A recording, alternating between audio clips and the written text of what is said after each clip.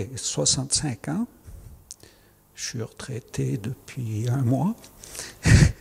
Donc, et je m'occupe du four banal depuis 1993. Ça fait donc 32 ans que je m'occupe de faire les pâtes, d'organiser les journées du pain 2 fois par année. Et puis voilà, que chacun soit content de récupérer son pain et sa miche.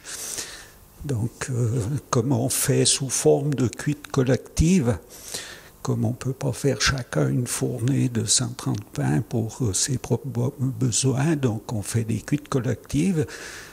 3 semaines avant, j'envoie les cartes à chaque consort qui les remplit pour ses besoins et s'il a des copains qui en veulent et tout ça. Puis après, je rassemble tout ça. Puis on fait les fournées de pain et de miche. Alors, une des particularités, et je crois qu'il n'y a pas d'autres fours qui fonctionnent comme nous, sous forme de cuite collective, ça c'est une des premières particularités. Une autre, c'est que le four de Verlon et le four de Soulallé ont été construits par les mêmes personnes parce qu'ils sont identiques.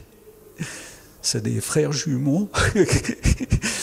Voilà. Puis sinon, au niveau de la société, on se réunit 2 fois par année. C'est aussi ça. Puis le comité, il soit 2 fois avant chaque fois qu'on fait le pain. Et une fois, celle du printemps, on organise aussi la journée de l'Assemblée générale, qui cette année sera le 25 avril. Donc voilà, puis sinon ça tourne quoi.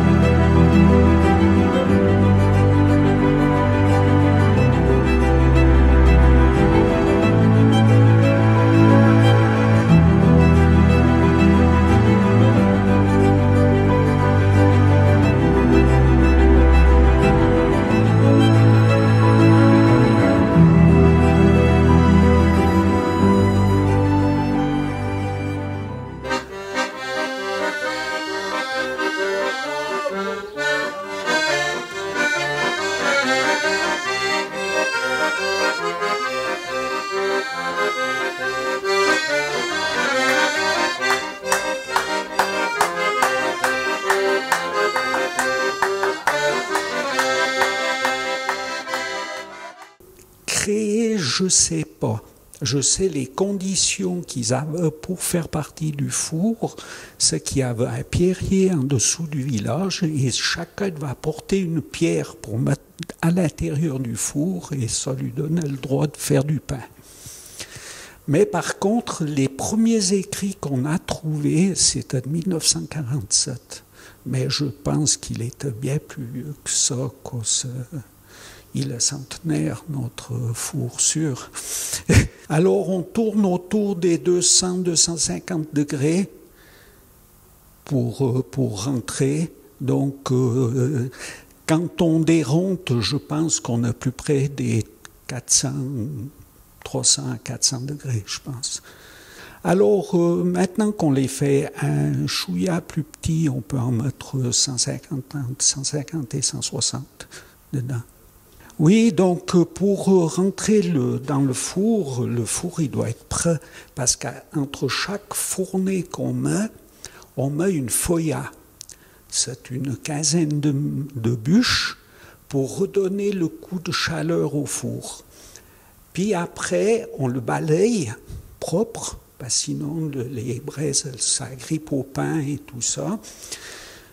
Des anciens ils disaient que c'était bon pour les dents, mais c'est mieux de pas trop faire ça. Donc après, à l'époque, on versait un verre d'eau sur la deuxième pierre, et puis à la façon dont l'eau s'évaporait, on arrivait à dire si c'était bon ou pas. Mais maintenant, depuis quelques années, une bonne, presque 20 ans maintenant, on a une température qui nous indique dedans, on a percé le mur, on a mis un doigt dedans, et puis on glisse la sonde dedans qui peut nous donner la température. Puis on a même un laser encore pour contrôler. Donc on peut être très précis sur tous les coins du four parce que bien sûr que les pierres n'ont pas toutes la même température.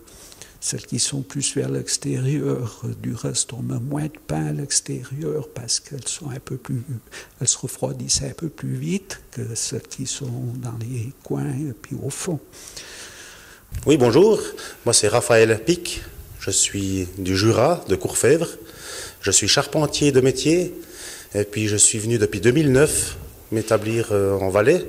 Et en 2016, j'ai acheté une maison ici à Solalé. Et le four banal m'a demandé de venir dans le comité où c'est que je suis procureur. Oui, alors c'est génial de faire ce qui était à l'ancienne, puis faire revivre ce four, qui est une tradition, et puis que tout Valaisan apprécie de faire et de partager. Alors aujourd'hui dimanche, nous faisons enlever l'humidité du four banal, donc une petite flambée, lundi une autre petite flambée, et mardi encore une plus grande flambée.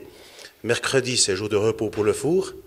Et jeudi, il y a le président qui va mettre 1 mètre cube de bois dans le four, et ce qui permet d'avoir ce jour de repos pour que lui puisse aller à pied et à main nue dans le four pour mettre ce mètre cube de bois.